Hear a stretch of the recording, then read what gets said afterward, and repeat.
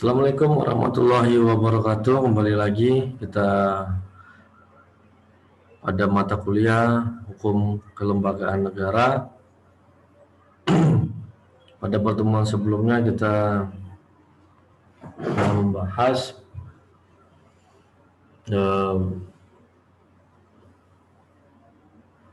mengenai lembaga-lembaga negara. Pada pertemuan kali ini kita akan membahas bagaimana perkembangan organisasi negara.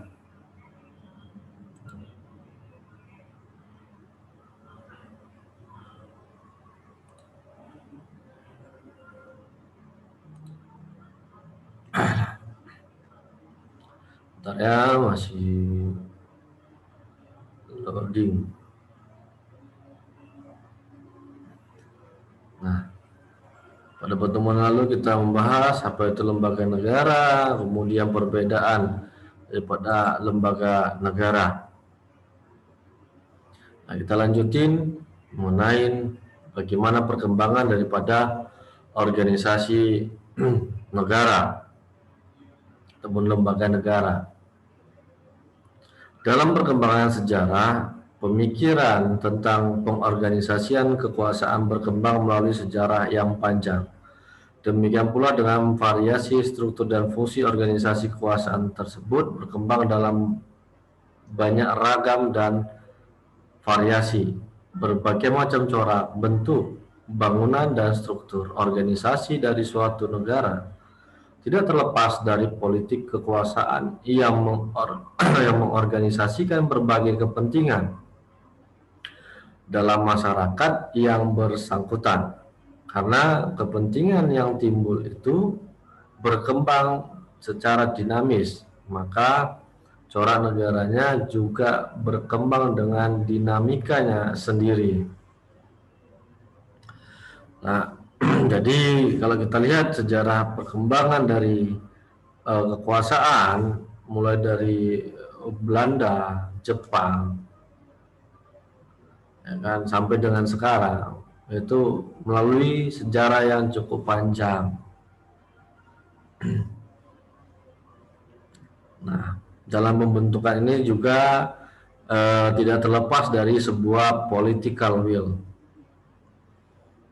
Jadi bagaimana politik kekuasaan itu sangat berpengaruh dalam membentuk suatu organisasi negara. Kenapa? Mengingat ya, siapa yang berkuasa maka dialah yang berhak untuk menentukan bagaimana cara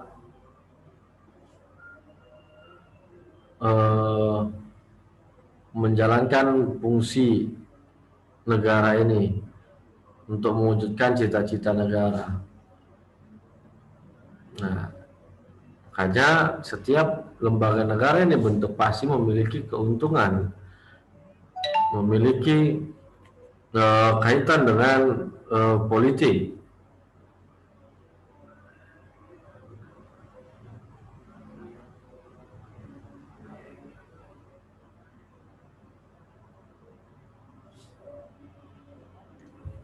Dan sehingga dengan tujuannya adalah untuk mengakomodir, katanya, untuk kepentingan masyarakat.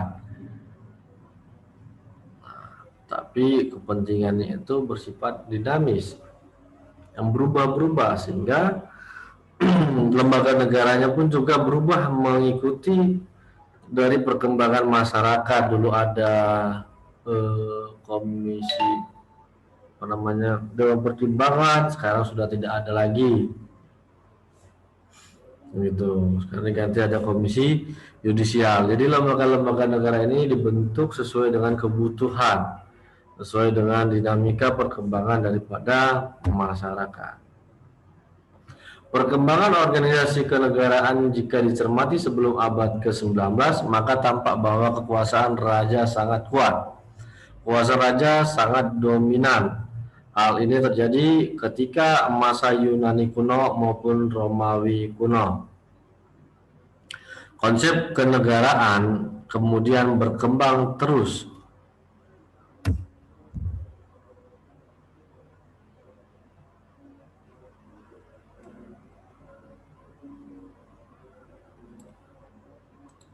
Konsep kenegaraan kemudian berkembang terus sebagai akibat timbulnya revolusi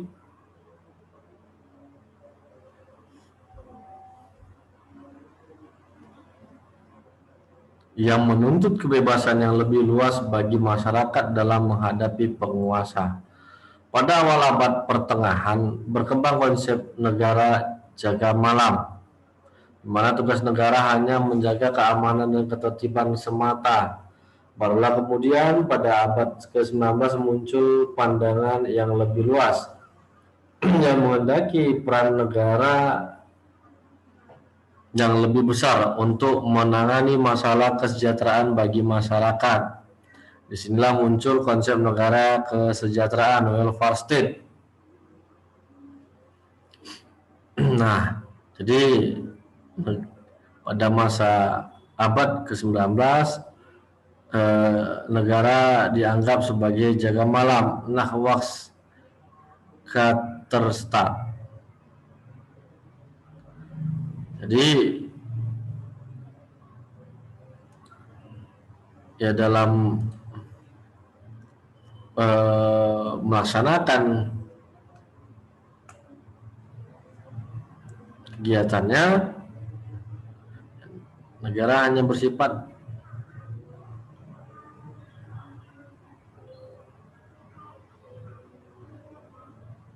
untuk menjaga keamanan dan ketertiban semata. Di luar itu tidak ada. Jadi adanya kebebasan, kan? Nah, jadi terjadi ketidakmerataan, kesenjangan sosial. Karena tugas negara hanya menjaga keamanan dan ketertiban, ibaratkan sapam, ya kan? Segala apa yang terjadi di dalam lingkungan kerjanya ataupun di dalam pabrik misalnya, ya dia tidak pernah mengetahui gitu.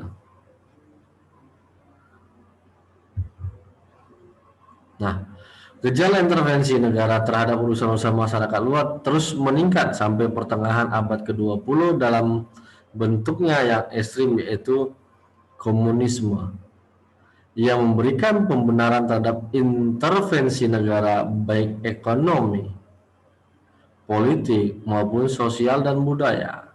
Corak organisasi negara menjadi makin terkonsentrasi pada beberapa lembaga pengambil keputusan. Inilah masuk dia Partai Komunis pada masa ini untuk menduduki kekuasaan lembaga negara.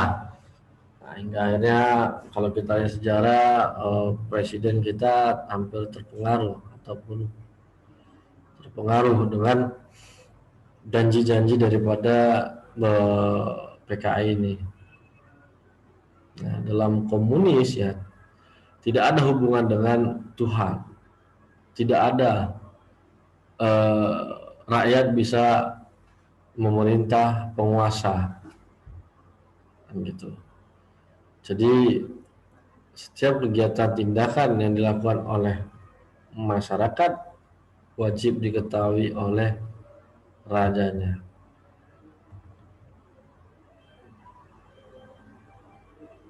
Nah, dengan sangat kejam. Komunis ini tidak ajarannya, ya kalau kita lihat memang ajaran komunis ini maju. Kenapa? Karena memisahkan hubungan dengan Tuhan dan hubungan kenegaraan. Jadi ya apa yang dilakukan oleh rakyat, negara, ya tidak ada yang bisa melarangnya. Walaupun menurut orang misalnya itu adalah tindakan yang tidak baik, ya, tapi berdasarkan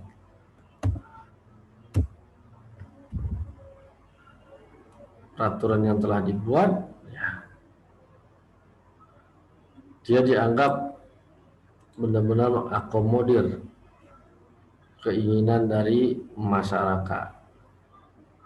Nah, ketika komunisme runtuh dan ideologi liberalisme kapitalisme berkembang, maka bentuk-bentuk organisasi negara juga berubah. Model birokrasi yang absolut mulai ditinggalkan.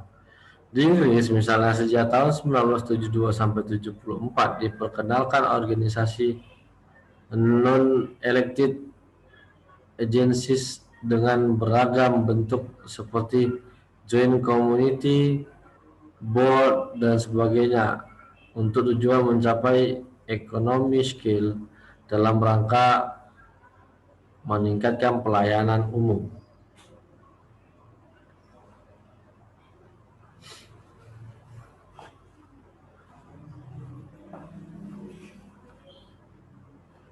Nah, selain itu juga dibentuk lembaga-lembaga baru yang menangani urusan yang spesifik seperti Regional Hospital Board.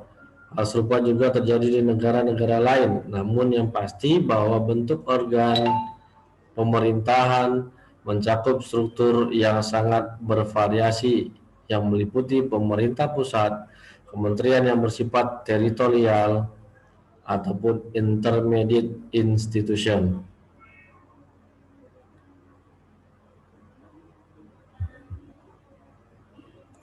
Pada tiga dasawarsa terakhir, di negara-negara demokrasi yang telah mapan seperti Amerika dan Prancis berkembang lembaga-lembaga baru yang disebut dengan State Auxiliary Organ sebagai lembaga negara yang bersifat penunjang. Lembaga tersebut di Amerika Serikat misalnya dikenal dengan FTC, Federal Trade Commission, Federal Communication Commission, FCC. Lembaga-lembaga tersebut bukan NGO, non-governmental organization, namun keberadaannya tidak dalam ranah cabang kekuasaan legislatif, eksekutif maupun yudikatif, apa yang bersifat independen dan kuasi independen. Namun demikian, sebagian ahli lain memasukkan independensi agensi ini ke dalam ranah kekuasaan eksekutif.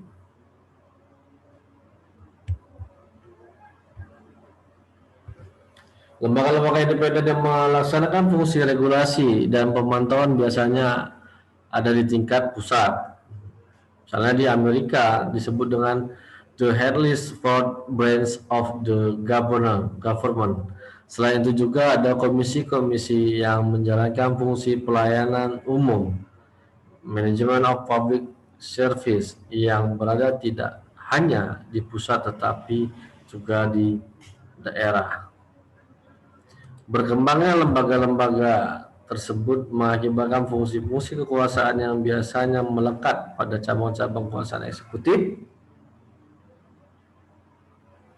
legislatif, dan yudikatif dialihkan menjadi fungsi-fungsi tersendiri yang bersifat independen. Di Indonesia, lembaga-lembaga semacam ini disebut sebagai misalnya Komnas HAM, KPK, Komisi Omnibus Law, Komisi Ombudsman, KY, dan sebagainya. Nah,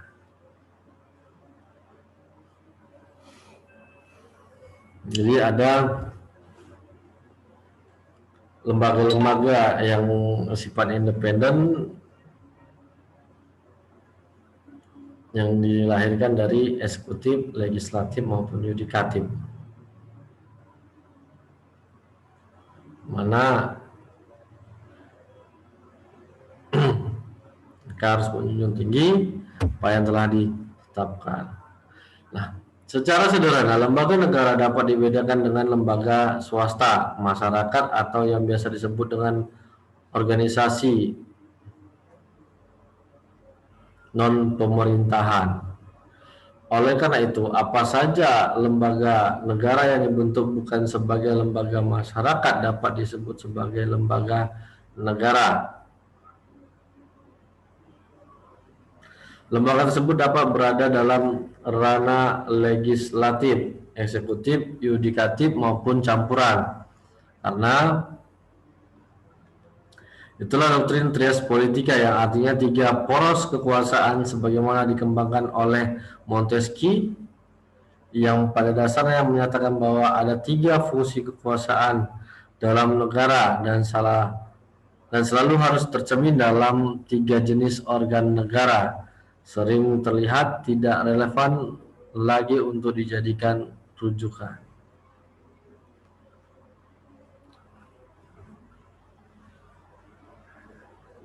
Nah, dan terakhir adalah, namun karena pengaruh ajarannya sangat mendalam bagi perkembangan konsep kenegaraan, ajaran tersebut masih dipakai sebagai rujukan dengan berbagai variasinya.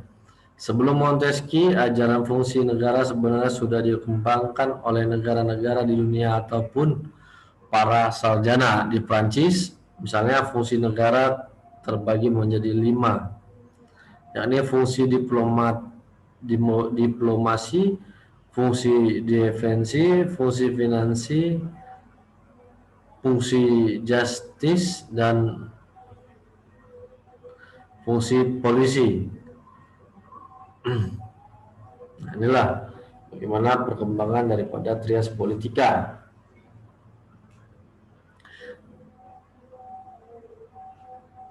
Nah, sedangkan Van Vollenhoven membagi kekuasaan menjadi 4, disebut dengan catur praja, yaitu regeling, bestuur, peradilan atau rechtspraak, dan polisi.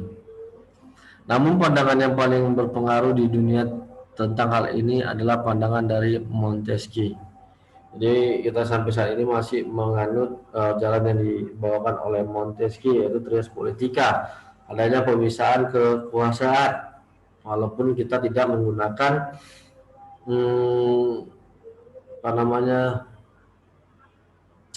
menganut yang murni. Nah, demikian untuk materi yang bisa saya sampaikan. Nantinya apabila ada pertanyaan, silakan untuk dimuat di dalam forum yang telah saya buat di portal maupun e-learning. Demikian, Assalamualaikum warahmatullahi wabarakatuh.